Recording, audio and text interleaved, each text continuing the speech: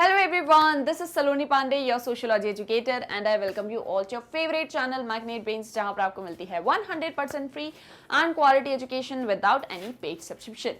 So students, in our today's lecture, we are going to discuss the multiple choice questions of your class 11th sociology chapter social change and social order in rural and urban society.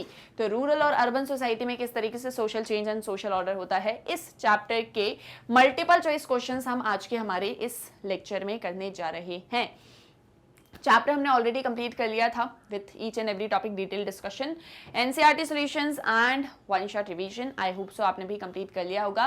तो फटाफट से कुछ MCQs करते हैं, देखते हैं कि आपने चैप्टर को कितने अच्छे से पढ़ा है और समझा है। ओके, सो आप सभी मुझे आंसर्स देंगे in comment section. Let's start with our question number 1। Evolutionary change was first proposed by Max Weber, Charles Darwin, M N Srinivas, Emile Durkheim. Evolutionary changes सबसे पहले किसने बताए थे? बहुत सिंपल क्वेश्चन है, ए बी सी या डी। जल्दी से आंसर दो मुझे फटाफट से कमेंट सेक्शन में। And the correct answer is option, yes, सब अलग अलग अभी एक आंसर दो, सारे के सारे मिलके। Correct answer is option B, that is Charles Darwin. Charles Darwin जो है वो इवोल्यूशनरी चेंज की बात करते हैं और इवोल्यूशनरी चेंज को एक्सप्लेन करते हैं, है ना, कि कैसे धीरे धीरे करके चेंजेस आए हैं, कैसे सोसाइटी आगे बढ़ी है, survival of the fittest etcetera. Right, next question. Technology helps us in bringing revolutions, resisting, controlling and harnessing nature, reducing distance between societies, all of the above। Technology हमें किन चीज़ों में हेल्प करती है? रिवॉल्यूशन लाने में, नेचर को resist, control, harness करने में, डिस्टेंस बिटवीन सोसाइटीज को रिड्यूस करने में, या ऑल ऑफ दी अबव। क्या होगा करेक्ट आंसर? ये भी बहुत सिंपल सा क्वेश्चन है, बहुत ही सिंपल सा, और इसका आंसर तो सबसे ही सिंपल है। Yes, the answer is option D, that is all of the above। Technology हमें इन सारी चीज़ों में हेल्प करती है। आप टेक्नोलॉजी से कोई रिवॉल्यूशन, कोई सडन चेंज लाना चाहते हो वो भी ला सकते हो। आप नेचर को रेसिस्ट, कंट्रोल, हार्नेस करना चाहते हो, आप वो भी टेक्नोलॉजी से कर सकते हो। आप चाहते हो कि आपको एक सोसाइटी से दूसरी सोसाइटी का डिस्टेंस कम करना है, आप वो भी कर सकते हो। हर एक चीज़ पॉसिबल है थ्रू टेक्नोलॉजी। तो जब सारी चीज़ें पॉसिबल है तो करेक्ट आंसर तो ऑप्शन डी होगा, that is all of the above. Right, okay, next question देखिए। Political changes come through, political changes कैसे आते हैं? Mass dissent of the people, mass dissent करें लोग, टेक्नोलॉजिकल इनोवेशंस, टेक्नोलॉजिकली इनोवेशंस हो, redistribution of power, power redistribute हो। मैं वही चीज़ बस ना बिल्कुल इधर उधर वर्ड्स कर दे रही हूँ, बाकी सारा सेम है। कोअर्जन, कोअर्जन के थ्रू। तो पॉलिटिकल चेंजेस जो हैं वो कैसे आते हैं? सोचो, मैं इन टर्म्स के अभी मीनिंग आपको नहीं बताऊंगी, पहले आप मुझे आंसर बताओगे, उसके बाद में मैं आपको मीनिंग बताऊंगी। तो क्या होगा इसका करेक्ट आंसर? सोचो, political changes come through option C, that is redistribution of power. देखो, politics is all about power. Politics मतलब क्या? पावर, जिसके पास में पावर हो, और कैसी पावर हो? लेजिटिमेट हो। वैसे ऑथोरिटेरियन में तो कभी कभी इलेजिटिमेट भी होती है ना, लेकिन पॉलिटिक्स मींस पावर। जब पावर रीडिस्ट्रीब्यूट होगी, पावर चेंज होगी, तो पॉलिटिकल चेंज आएगा। तो यहाँ पर दिया है रीडिस्ट्रीब्यूशन ऑफ पावर, पावर को रीडिस्ट्रीब्यूट करना, वापस से लोगों में डिवाइड करना, है ना, या बांट देना। तो that is something known as political change. Technological innovation आने से कोई पॉलिटिकल चेंज नहीं आएगा। Politics is about power, nothing related with technology. Mass dissent of people, इससे भी पॉलिटिकल चेंज नहीं आएगा, है ना, अगर लोग जो है वो डिसेंट करने लग जाएं या, तो उससे भी नहीं आएगा। कोअर्जन यानी फोर्स, फोर्सफुली कोई चीज करके। क्या फोर्सफुली पॉलिटिकल चेंज आ सकता है? नहीं। So the correct answer is option C, that is redistribution of power, और इसी से पॉलिटिकल चेंजेस आएंगे। Is that clear? Very good. कहीं कोई डाउट होगा तो आप पूछेंगे कमेंट सेक्शन में, right? Okay, next question. Which of the following is an important means of cultural change? इनमें से क्या कल्चरल चेंज का एक बहुत ही इंपॉर्टेंट मीन्स है? कल्चर चेंज होगा तो उसमें से क्या चीज़ है जो सबसे ज़्यादा रिलेवेंट होगी? Religion, gender, sports, caste. और आप में से कौन है जो मुझे जेंडर और सेक्स के बीच में डिफरेंस बताएंगे कमेंट सेक्शन में? है ना, एक होता है जेंडर, एक होता है सेक्स। इन दोनों में क्या डिफरेंस है? कभी कभी कोई फॉर्म फिल किया है आपने तो उसमें जेंडर भी लिखा होता है, कभी कभी ये भी लिखा होता है, और पूछते हैं मेल फीमेल अदर, है ना। तो आप मुझे ये बताओ कि इन दोनों में क्या डिफरेंस होता है, जल्दी से बताओ मुझे कमेंट सेक्शन में, ठीक है। और आई होप कि आप लोग इसका डिफरेंस जानते होंगे, है ना। नहीं जानते हैं तो आप मुझसे पूछ लेंगे कि मैम आप बता दो, हमें तो नहीं पता है। हालांकि मैंने ये चीज़ पहले आप लोग को पढ़ाई है, क्लास 12 में भी अभी अच्छे से पढ़ोगे आगे जाके, तो अभी थोड़ा सा बताने की कोशिश करना, ठीक है। रिलीजन, जेंडर, स्पोर्ट्स, कास्ट, क्या होगा करेक्ट आंसर? पहले तो करेक्ट आंसर बताओ, फिर उसका डिफरेंस बताना। जल्दी बताओ फटाफट से। Religion, gender, sports, caste, correct answer option A, that is religion. Culture में सबसे ज्यादा इंपॉर्टेंट क्या है? रिलीजन, ठीक है। जेंडर तो हर एक चीज में होता है, कल्चर नहीं भी होगा तो भी जेंडर होगा। Sports again a different रीम।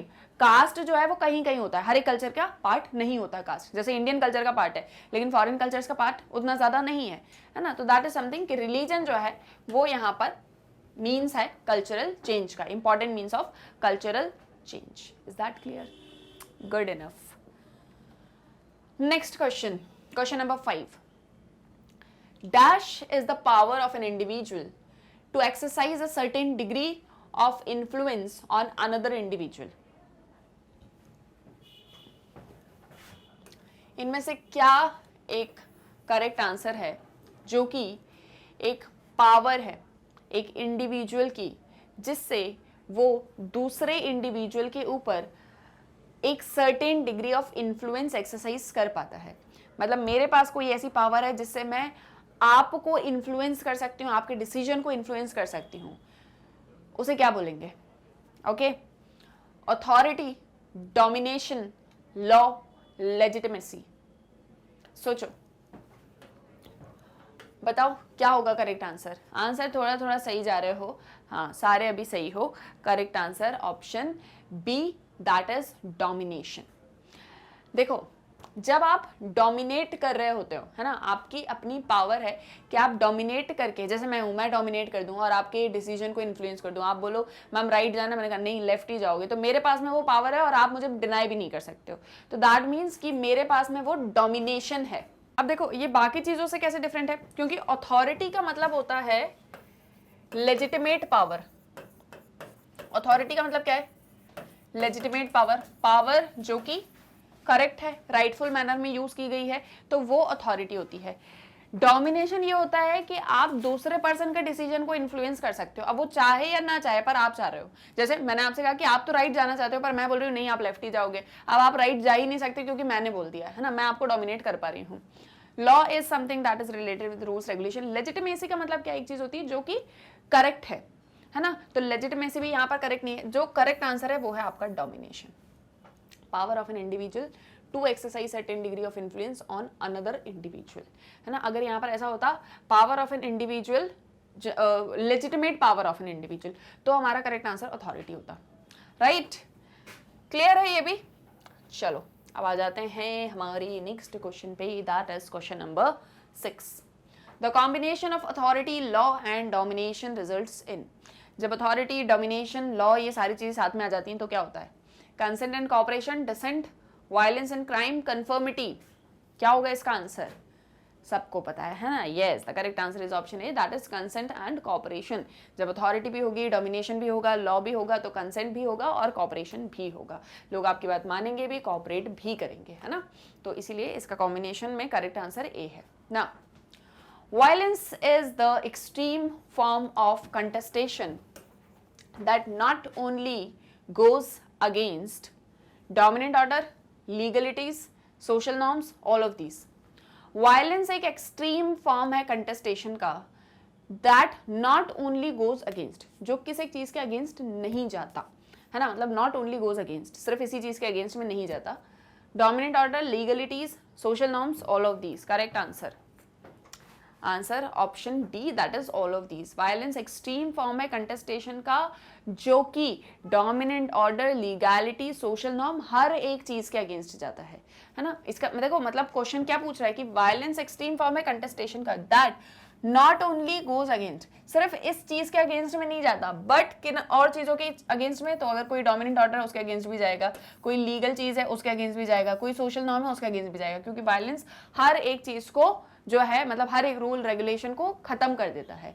तो इसीलिए करेक्ट आंसर आएगा आपका option D, that is all of these. Not only goes against है ना, ऐसा नहीं है कि not goes against, not only goes against, सिर्फ इस चीज के अगेंस्ट नहीं जाता, और किन किन चीजों के अगेंस्ट जाता है। So correct answer is option D, that is all of these, right. Another is dash includes a continuous urban settlement that is many times the size of a single city। एक ऐसा continuous urban settlement जो एक single city से भी बहुत ज्यादा बड़ा है। Urban agglomeration, town, metropolitan city, commercial city. क्या होगा करेक्ट आंसर, बताओ, सोचो सोचो, जल्दी बताओ क्या होगा इसका correct answer. Continuous urban settlement that is many times the size of a single city. मान लो ये एक सिंगल सिटी है, तो इससे भी बहुत बहुत बहुत बड़ा एक ऐसा अर्बन सेटलमेंट, जो अर्बन सेटलमेंट कंटिन्यूसली चले आ रहा है, तो उसे आप क्या बोलोगे answer? Yes, option C, that is metropolitan city. Metropolitan city क्या हो रही है, जहां पर अर्बन सेटलमेंट कंटिन्यूसली होता चला जा रहा है ना, तो इसे आप क्या बोलोगे, एक metropolitan city, right. Another question, the term dominant caste was coined by M N. Srinivas, Andre Beteille, Ramaswamy, A R. Desai. बताएं, डोमिनेंट कास्ट टर्म किसने कॉइन किया था? Very good, option A, that is M N. Srinivas, right. Next, lack of power housing facilities results in. Power housing facility अगर कम होंगी या नहीं होगी, प्रॉपर हाउसिंग फैसिलिटी अगर नहीं होगी तो क्या होगा? Homelessness, slum, communal rivalry, both A and B. क्या क्या हो सकता है? प्रॉपर हाउसिंग अगर नहीं हुई तो लोगों के पास में घर नहीं है रहने को, होमलेस हो जाएंगे, वो घर नहीं रहेगा उनके पास में, स्लम्स डेवलप होंगे बहुत सारे, ठीक है, कम्युनल राइवलरी होने लगेगी, एक दूसरे के खिलाफ लड़ने लग जाएंगे, या A and B. Correct answer option D, that is both A and B. Homeless हो जाएंगे लोग, घर नहीं है उनके पास, और फिर ऐसे में बहुत सारे स्लम्स डेवलप हो जाएंगे, है ना। हमने कुछ स्लम्स के एग्जाम्पल भी हमारे इस चैप्टर के अंदर डिस्कस किए हुए हैं। Next question, dash is such a general term that it can be and often is used to refer to almost any kind of change not qualified by some other term such as economic or political change। यहाँ पर किसी एक ऐसे term की बात हो रही है जो कि किसी तरह के चेंज को रेफर करता है ना, not qualified by some other term, है ना। उसको आप इकोनॉमिक पॉलिटिकल चेंज की तरह नहीं बता सकते हो जैसे हम बताते हैं, बट एक तरह के चेंज की बात यहाँ पर हो रही है। Sociologist have had to work hard to limit this broad meaning in order to make the term more specific। जैसे अगर हम बात करें इकोनॉमिक चेंज तो हम प्रॉपर इकोनॉमी की बात करें, अगर हम बात करें पॉलिटिकल चेंज तो हम प्रॉपर पॉलिटी की बात करें, लेकिन यहाँ किसी ऐसे टर्म की बात हो रही है जो कि एक बहुत जनरल टर्म है जिसको आप किसी भी तरह के चेंज के लिए बोल सकते हो, है ना। सोशियोलॉजिस्ट बहुत कोशिश करते हैं कि इस टर्म के मीनिंग को लिमिट कर दिया जाए, ऐसा ना हो कि किसी भी तरह का चेंज हो रहा है तो हम यही वाला टर्म यूज कर रहे हैं, तो ताकि ये टर्म स्पेसिफिक हो सके और यूजफुल भी हो सके सोशल थ्योरीज के लिए। किस तरह के टर्म की बात यहाँ पर हो रही है? Social change, political change, economic change, cultural change. बताओ जल्दी जल्दी सोचो और इसका करेक्ट आंसर बताओ, क्या होगा इसमें आंसर? सोशल, पॉलिटिकल, इकोनॉमिक या cultural? And the answer is option A, that is social change. देखो, सोशल चेंज में हम हर एक तरह का चेंज ले लेते हैं। सोशल चेंज में इकोनॉमिक चेंज भी आ जाता है, पॉलिटिकल चेंज भी आ जाता है, कल्चरल चेंज भी आ जाता है, लेकिन इकोनॉमिक में सिर्फ इकोनॉमी ही आएगा। तो सोशल चेंज कहीं ना कहीं बहुत ही ब्रॉड टर्म है जिसको चेंज करने की या स्पेसिफिक करने की कोशिश हो रही है, राइट। समझ में आ रहा है क्वेश्चंस? हाँ, गुड। नेक्स्ट क्वेश्चन देखो, evolution is the name given to a kind of change that takes place slowly over a long period of time. This term was made famous by the natural scientist Dash, who proposed a theory of how living organisms evolve or change slowly over several centuries or even millennia by adapting themselves to natural circumstances. Evolution मतलब एक तरह का change जो धीरे धीरे हो रहा है। यहाँ पर किसी एक फेमस नेचुरल साइंटिस्ट की बात हो रही है जिन्होंने एक टर्म दिया है और एक थ्योरी दी है, मतलब ये इवोल्यूशन टर्म दिया है और एक थ्योरी दी है, जहाँ पर उन्होंने ये बताया कि कैसे लिविंग ऑर्गेनिजम्स इवॉल्व हो रहे हैं, धीरे धीरे चेंज हो रहे हैं सेवरल सेंचुरीज से, और कैसे अपने नेचुरल सर्कमस्टेंसेज में अडेप्ट करते हैं। ये I think one of the simplest question है ना। Giddens, Shah, Charles Darwin, none of these. अगर आपको इस क्वेश्चन का आंसर नहीं आ रहा, दैट मीन्स आपने चैप्टर अच्छे से नहीं पढ़ा। Correct answer option C, Charles Darwin. Charles Darwin ने ही ये थ्योरी दी थी, जहां पर उन्होंने इवोल्यूशन की बात करी थी और उन्होंने सर्वाइवल ऑफ द फिटेस्ट का भी कंसेप्ट दिया था। अभी मैंने फर्स्ट क्वेश्चन में भी ये सेम चीज आपको बताई थी। याद आया कुछ? Very good. तो इस तरीके से जो है अच्छे से क्वेश्चंस को रीड करके उनका आंसर करना है ना। देखो next question. Dash is a change that occurs quickly और even suddenly. It is used mainly in the political context when the power structure of society changes very rapidly through the overthrow of a former ruling class or group by its challengers. यहाँ पर किसी तरह के एक change की बात हो रही है जो बहुत जल्दी होता है, सडन या क्विकली होता है। ये मेनली पॉलिटिकल कंटेक्स्ट में यूज होता है, जहां पर पावर स्ट्रक्चर को आपको चेंज करना है या जो रूलिंग क्लास है उसको हटा के दूसरा ग्रुप लेकर आना है, और बाय इट्स चैलेंजेस। तो किस तरह का चेंज है ये? Evolutionary change, revolutionary change, industrial revolution, none of these.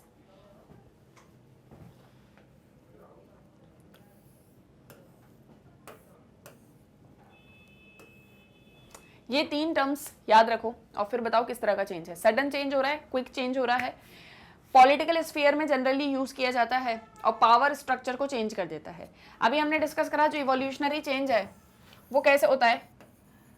Change जो कि स्लो है, बहुत धीरे धीरे होगा, तो ये तो हमारा आंसर बिल्कुल भी नहीं है। ठीक है। इंडस्ट्रियल रिवॉल्यूशन वो होती है जहां पर इंडस्ट्रीज मशीन्स के थ्रू प्रोडक्शन हो रहा है, that means something that is related with economy, तो ये भी बिल्कुल भी नहीं है। नन ऑफ द अबव तो नहीं है, क्योंकि एक आंसर करेक्ट है and that is revolutionary change. Revolution का मतलब होता है सडन या quick change, so the correct answer is option B. Is that clear? ये भी आया समझ में कि कैसे इसका आंसर ऑप्शन बी होगा। ओके तो ये आपका 13 क्वेश्चन हो गया। Okay and I hope so कि जितने भी क्वेश्चंस हमने अभी डिस्कस करे वो सारे के सारे आपको अच्छे से क्लियर हो गए हैं। ओके तो ये 13 क्वेश्चंस थे आपके इस चैप्टर से। आपको समझ में आया होगा कि किस तरह के क्वेश्चंस आ रहे हैं। अगर इन क्वेश्चंस को आंसर आप कर पा रहे हो दैट मीन्स कि आपका चैप्टर बहुत अच्छे से कंप्लीट है। अगर नहीं कर पा रहे हो दैट मीन्स आपको चैप्टर और अच्छे से पढ़ने की जरूरत है। कहीं कोई क्वेश्चन में कुछ डाउट होगा तो आप मुझसे कमेंट सेक्शन में पूछोगे। इसी के साथ में अब हम मिलेंगे हमारे नेक्स्ट वीडियो लेक्चर में, जहां पर हम और भी डिटेल में और भी टॉपिक्स को डिस्कस करेंगे। तब तक के लिए ध्यान रहे, अच्छे से पढ़ाई करें, है ना। और कोई डाउट हो तो पूछ सकते हैं। जाते जाते एक छोटी सी इन्फॉर्मेशन कि आप मैग्नेट ब्रेन्स की वेबसाइट को कैसे एक्सेस कर सकते हो। As you all know daily lectures आपको मैग्नेट ब्रेन्स के यूट्यूब चैनल पर मिलते हैं। साथ ही साथ जो मैग्नेट ब्रेन्स की ऐप है वो भी प्ले स्टोर पर अवेलेबल है। इसी के साथ में मैग्नेट ब्रेन्स की वेबसाइट दैट इज www.magnetbrains.com, जो बहुत ही इजीली गूगल पर एक्सेसिबल है। इसे आप जैसे ही गूगल पर एंटर करोगे आपके सामने magnet brains education platform open हो जाएगा। यहाँ पर आपको सभी क्लासेस के कोर्सेज के वीडियो लेक्चर्स देखने को मिलेंगे और वो भी बिल्कुल फ्री ऑफ कॉस्ट। तो जो भी class, course, subject, chapter, lecture आपको पढ़ना है ईजिली आप यहाँ से एक्सेस कर सकते हो, बिना किसी पेमेंट के, बिना किसी पेड सब्सक्रिप्शन के, और ना ही हम आपको कोई कूपन बेचेंगे। तो सब कुछ बिल्कुल फ्री ऑफ कॉस्ट है। बढ़िया से यहाँ पर अपनी पढ़ाई करो। कोई डाउट हो तो हमसे पूछो। अपने फ्रेंड्स और रिलेटिव्स को भी मैग्नेट ब्रेन्स के बारे में बताओ ताकि वो भी इस 100% फ्री एंड क्वालिटी एजुकेशन को एक्सेस कर सकें। मैग्नेट ब्रेन्स को आप इंस्टाग्राम, फेसबुक, ट्विटर, टेलीग्राम सभी पर फॉलो कर सकते हो। मैग्नेट ब्रेन्स के notes, books and e books और मेरे सभी लेक्चर्स का लिंक आपको इस वीडियो के डिस्क्रिप्शन में मिल जाएगा। तो जो भी आपको हमसे पढ़ना है इजीली आप पढ़ सकते हैं। For more updates stay tuned with Magnet Brains. हम मिलेंगे हमारे नेक्स्ट वीडियो लेक्चर में। Take care, thank you very much.